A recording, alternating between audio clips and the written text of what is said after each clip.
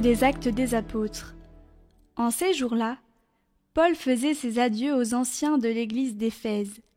Il leur disait : Veillez sur vous-mêmes et sur tout le troupeau dont l'Esprit Saint vous a établis responsables pour être les pasteurs de l'église de Dieu, qu'il s'est acquise par son propre sang. Moi, je sais qu'après mon départ, des loups redoutables s'introduiront chez vous et n'épargneront pas le troupeau.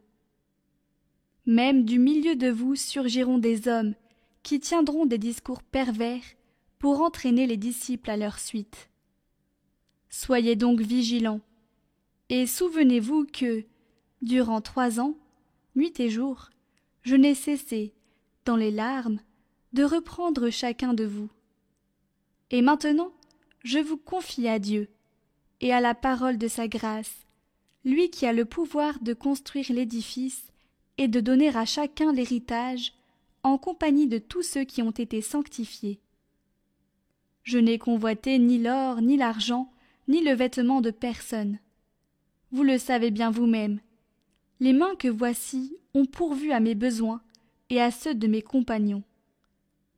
En toute chose, je vous ai montré qu'en se donnant ainsi de la peine, il faut secourir les faibles, et se souvenir des paroles du Seigneur Jésus, car lui-même a dit : il y a plus de bonheur à donner qu'à recevoir.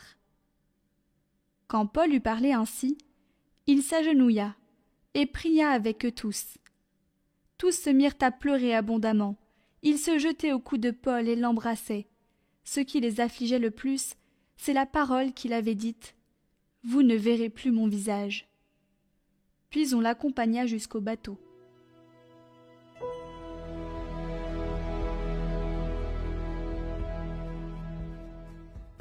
Royaume de la terre, chantez pour le Seigneur. Ton Dieu l'a commandé. Sois fort, montre ta force, Dieu, quand tu agis pour nous. De ton palais qui domine Jérusalem, on voit des rois t'apporter leurs présents.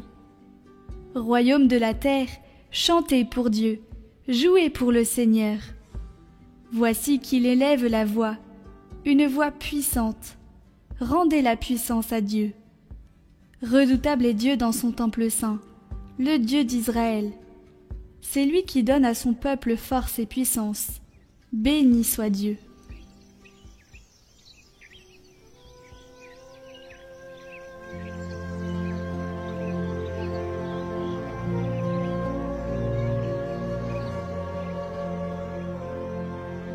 Évangile de Jésus-Christ selon saint Jean. En ce temps-là, les yeux levés au ciel, Jésus priait ainsi : Père saint, garde mes disciples unis dans ton nom, le nom que tu m'as donné pour qu'ils soient un, comme nous-mêmes. Quand j'étais avec eux, je les gardais unis dans ton nom, le nom que tu m'as donné. J'ai veillé sur eux, et aucun ne s'est perdu, sauf celui qui s'en va à sa perte, de sorte que l'Écriture soit accomplie. Et maintenant que je viens à toi, je parle ainsi dans le monde, pour qu'ils aient en eux ma joie et qu'ils en soient comblés. Moi je leur ai donné ta parole, et le monde les a pris en haine parce qu'ils n'appartiennent pas au monde, de même que moi je n'appartiens pas au monde. Je ne prie pas pour que tu les retires du monde, mais pour que tu les gardes du mauvais. Ils n'appartiennent pas au monde, de même que moi je n'appartiens pas au monde. Sanctifie-les dans la vérité, ta parole est vérité. De même que tu m'as envoyé dans le monde, moi aussi, je les ai envoyés dans le monde. Et pour eux, je me sanctifie moi-même, afin qu'ils soient, eux aussi, sanctifiés dans la vérité.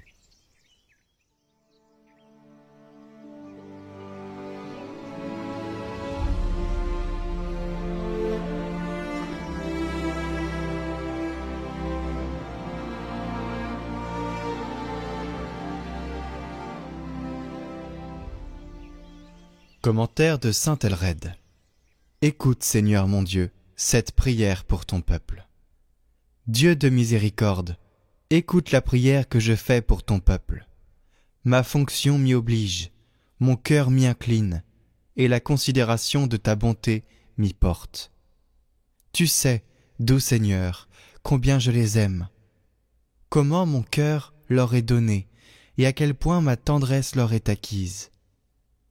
Tu sais, mon Seigneur, que c'est sans dureté, ni esprit de domination que je leur commande, et combien je désire davantage leur être utile dans la charité que d'être le premier parmi eux, leur être soumis dans l'humilité et unis dans l'affection, tout comme l'un d'entre eux.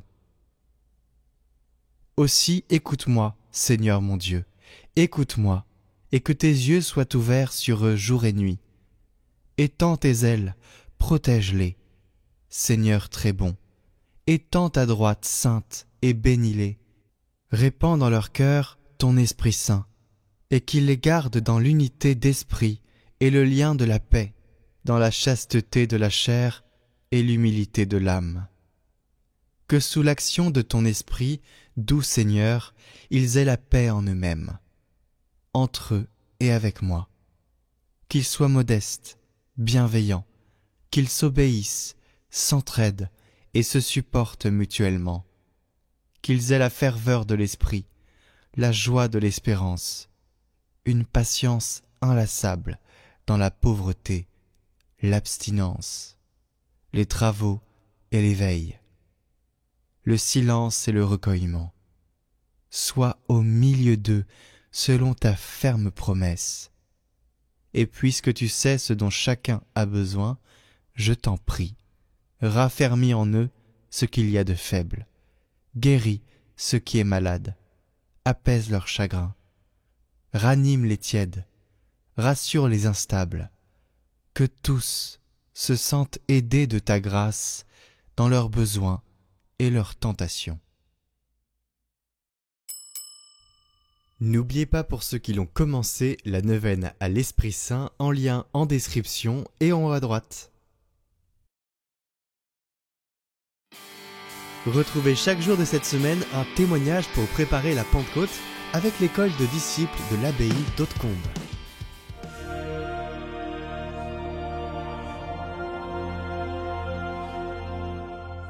Je m'appelle Tracy, j'ai 24 ans et je vais vous raconter un peu mon expérience avec l'Esprit Saint et mon baptême dans l'Esprit Saint. En 2019, j'ai fait une retraite qui s'appelle Jéricho avec la communauté du Chemin Neuf. Et avant cette retraite, je connaissais pas du tout qui était l'Esprit Saint. Je connaissais Dieu le Père, je connaissais Jésus en tant que personne, mais l'Esprit Saint, c'était une notion qui était loin de moi. Et à travers cette retraite, j'ai vraiment pu découvrir que l'Esprit Saint, c'était Dieu en moi. Et que le baptême que j'avais reçu quand j'étais petite, c'était vraiment un cadeau.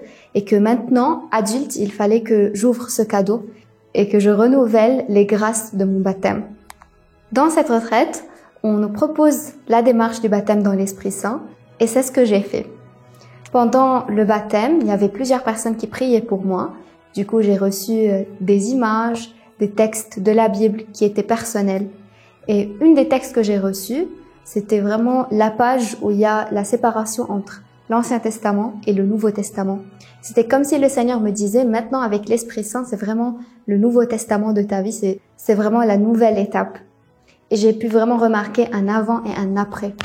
Avant mon baptême, j'étais une personne qui était très timide, qui avait assez peur de tout, qui n'avait pas le courage de parler aux gens, d'être devant un public. Après mon baptême dans l'Esprit Saint, j'ai vraiment eu cette force de l'Esprit Saint et ce feu pour être par exemple dans l'équipe de musique, de louer le Seigneur devant beaucoup de personnes. J'ai pu même donner des enseignements devant des jeunes. Aussi dans ma vie quotidienne, je demande l'Esprit Saint de me donner la force et de m'inspirer dans toutes mes interactions au boulot et avec mes amis. Aussi, j'ai pu déployer mes talents et mes charismes. J'ai pu par la force de l'Esprit Saint faire une formation loin de chez moi et partir toute seule à la rencontre du Seigneur. J'ai compris plus les sacrements, l'importance de la messe, l'adoration. J'ai vraiment eu une foi plus vivante. Maintenant, je considère l'Esprit Saint comme un copain qui est au quotidien auprès de moi et qui est présent dès que je lui dis « Viens Esprit Saint ».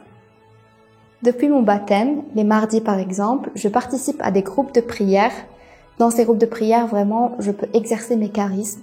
On loue le Seigneur, on donne des images reçues par l'Esprit Saint, on donne des textes de l'Évangile.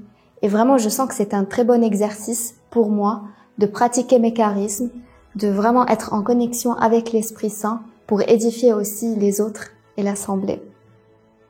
Si vous êtes intéressé pour faire une formation ou même une retraite, à l'abbaye de Hautecombe, retrouvez toutes les informations dans le lien en description.